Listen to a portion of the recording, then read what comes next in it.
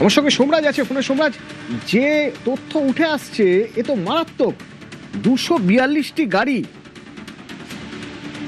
দেখো, পাথর ব্যবসায়ী টুলু মণ্ডলের যা যা সম্পত্তি এখনো পর্যন্ত উদ্ধার করা হয়েছে, এমনকি রাজ্য সরকারের তরফে ফ্রিজ করার প্রক্রিয়া শুরু করা হয়েছে, তার বিস্তারিত তথ্য আজ মুখ্যমন্ত্রী শুভেন্দু অধিকারী তুলে ধরলেন এবং তুলে ধরে প্রাক্তন মুখ্যমন্ত্রীকেও আক্রমণ করলেন মুখ্যমন্ত্রী শুভেন্দু অধিকারী এবং একটা বিষয় স্পষ্ট করলেন যে নবান্নের 14 তলার চোখ যদি খোলা না থাকে তাহলে এই ধরনেরই কাজ হতে বাধ্য।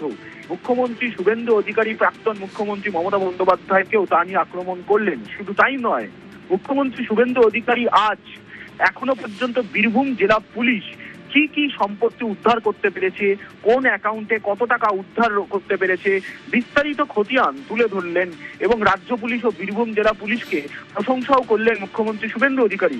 মুখ্যমন্ত্রী শুভেন্দু অধিকারী বলছেন যে গতকাল মিনার মণ্ডলের বাড়ি থেকে এখনো পর্যন্ত 28 কোটি টাকার বেশি টাকা ক্যাশ পাওয়া গেছে, সোনা পাওয়া গেছে যার ভ্যালু বা বাজার দর 50 কোটি টাকা। এছাড়াও তিনি জানিয়েছেন যে এটা রাজ্য পুলিশের তদন্তে এখনো পর্যন্ত জানা গেছে যে উনি দেশের বাইরে রয়েছে এবং এক্ষেত্রে রাজ্য পুলিশকে বলা হয়েছে যাতে কেন্দ্রীয় তদন্তকারী সংস্থার সহযোগিতা নেওয়া হয়। এবং শুধু তাই নয়, টুলু মণ্ডলের যে অ্যাকাউন্টগুলি রয়েছে সেই অ্যাকাউন্টে 93 কোটি টাকা পাওয়া গেছে, যে টাকা এখনো পর্যন্ত ফ্রিজ করা হয়েছে।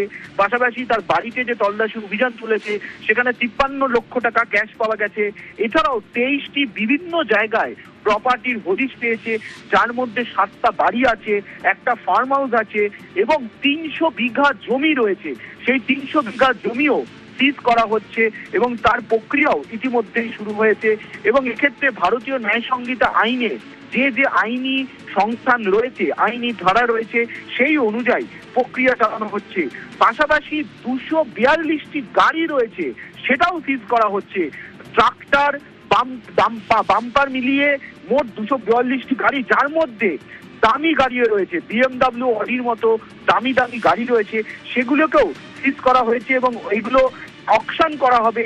মুখ্যমন্ত্রী শুভেন্দু অধিকারী তা জানালেন এবং তার সঙ্গে সঙ্গে প্রাক্তন মুখ্যমন্ত্রী মমতা বন্দ্যোপাধ্যায়কে আক্রমণ করে বললেন যে এর দরুন এই যে দীর্ঘদিন ধরে রেভিনিউ ফাঁকি হচ্ছে, যা নিয়ে তিনি একাধিক বৈঠকে বলেছেন সচিবদের, এমনকি বিভিন্ন মন্ত্রীদের সঙ্গেও যখন তিনি বৈঠক করেছেন, জেলা সফরে গিয়েও যখন প্রশাসনিক বৈঠক করেছেন, যাতে কোনোভাবে রেভিনিউ লিকেজ না হয়, অর্থাৎ রাজস্ব সংগ্রহে যাতে কোনো ফাঁকি না হয়। এবং সেখানেই দেখা যাচ্ছে এর আগে 15,000 কোটি টাকা রাজস্ব ফাঁকি হয়েছে। জানিয়েই প্রাক্তন মুখ্যমন্ত্রী মমতা বন্দ্যোপাধ্যায়কে আক্রমণ করলেন মুখ্যমন্ত্রী শুভেন্দু অধিকারী। কারণ তিনি বলছেন যে যিনি নেতৃত্ব দেন সরকারের, তার নির্দেশ ছাড়া এই ধরনের কাজ হতে পারে না।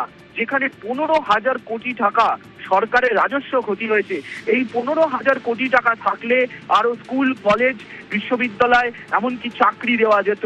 এবং এক্ষেত্রে প্রাক্তন মুখ্যমন্ত্রী মমতা বন্দ্যোপাধ্যায়কেও সরাসরি আক্রমণ করলেন মুখ্যমন্ত্রী শুভেন্দু অধিকারী এবং তিনি বলছেন যে এক্ষেত্রে ল্যান্ড ডিপার্টমেন্ট থেকে শুরু করে স্থানীয় পুলিশ, মোটর ভেহিকেল সবারই যোগ পাওয়া যাচ্ছে। যদি এক্ষেত্রে সরাসরি কিছু প্রমাণ পাওয়া যায় তাহলে তাদের বিরুদ্ধেও পদক্ষেপ নেওয়া হবে। এবং শুধু তাই নয়, তিনি উদাহরণ হিসেবে তুলে ধরলেন যে 10 সপ্তাহের সরকার এবং তার মধ্যেই আসানসোল, দুর্গাপুরে এখন কি কোল সিন্ডিকেট চলছে, তা চলছে না, বন্ধ করে দেওয়া হয়েছে। বালি সিন্ডিকেট বন্ধ করে দেওয়া হয়েছে। পূর্ব বর্ধমানের উদাহরণ তুলে ধরে তিনি বললেন যে পূর্ব বর্ধমানে বালি অকশন করে 13.5 কোটি টাকা রাজস্ব সংগ্রহ করেছে রাজ্য সরকার।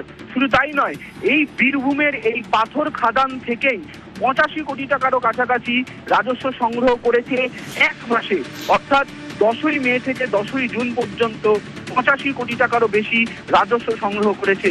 অর্থাৎ এটা যে একটা দীর্ঘদিন ধরে র্যাকেট চলতো, চক্র চলতো, যা বিরোধী দলনেতা থাকাকালীনও শুভেন্দু অধিকারী বারবারই সরব হয়েছিলেন, আজ ফের তা স্পষ্ট করলেন মুখ্যমন্ত্রী শুভেন্দু অধিকারী এবং তিনি জানালেন তিনি যে তথ্য বারবারই তুলে ধরেছিলেন যে র্যাকেট চলছে, এটাই তার প্রমাণ।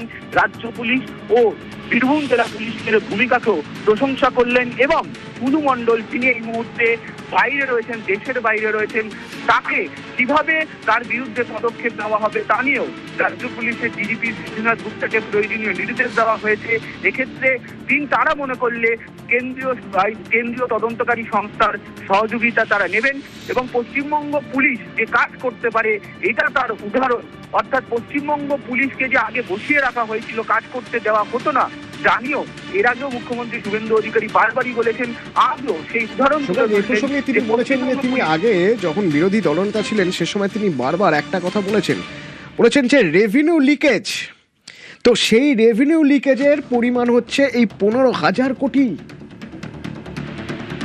একদমই, দেখো মুখ্যমন্ত্রী শুভেন্দু অধিকারী আজ সেই তথ্যই তুলে ধরলেন যে বারবারই যে রেভিনিউ লিকেজ অর্থাৎ রাজস্ব ফাঁকি দেওয়া হতো এটাই তার প্রমাণ। তার কারণ একজনের বাড়ি থেকে এত টাকা উদ্ধার হচ্ছে, নগদ উদ্ধার হচ্ছে, প্রপার্টি পাওয়া যাচ্ছে, 300 বিঘা জমি পাওয়া যাচ্ছে, রাজস্ব সংগ্রহের যে হয়েছিল এটা তারই টাকা। মুখ্যমন্ত্রী শুভেন্দু অধিকারী তা স্পষ্টভাবেই জানিয়ে দিলেন এবং তিনি জানালেন যে আগামী দিনেও রাজ্য সরকারের এই ধরনের অভিযান চলবে।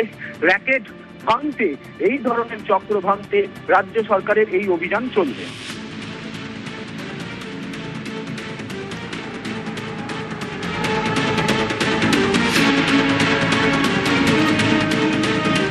আমরা ওনার যতগুলো অ্যাকাউন্ট এখনো অবধি পেয়েছি, বিভিন্ন অ্যাকাউন্টে 93 কোটি টাকা, সেই 93 কোটি টাকা আমরা টুলু মণ্ডলের অ্যাকাউন্টসগুলোকে আমরা ফ্রিজ করেছি। সমস্ত অ্যাকাউন্টকে নন অপারেটিং করার জন্য ফ্রিজ করা হয়েছে। এর বাইরেও ক্যাশ রিকভারি করা হয়েছে 53 লক্ষ টাকা। আর আমাদের গোল্ড অর্নামেন্ট 268 গ্রাম,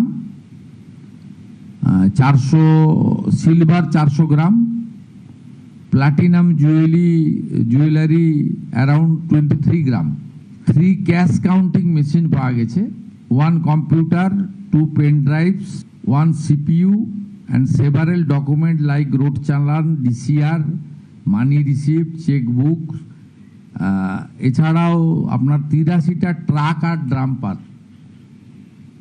83, সেটাকেও সিজার লিস্টে নেওয়া হয়েছে। এর বাইরে আমরা 21টা প্রপার্টি পেয়েছি, সেটা আন্ডার প্রসেস রয়েছে প্রপার্টি। 7টা বাড়ি, একটা ফার্ম হাউস, 2টো পেট্রোল পাম্প, একটা ব্রিক কিল, একটা পার্কিং, 3টে স্টোন মাইন, 2টো ক্র্যাশার এবং আদার্স সব মিলিয়ে মোট 21টা প্রপার্টি। এই জায়গার পরিমাণ হচ্ছে 300 বিঘা। আর 300 বিঘার জায়গার সাথে সাথে 83টা ট্রাকের সাথে সাথে অল টাইপ অফ ভেহিকেলস সিজ করা হয়েছে 242টি। তার মধ্যে ট্রাক আছে, ডাম্পার আছে, কার আছে, BMW আছে, অডি আছে, এই সব মিলিয়ে 242টি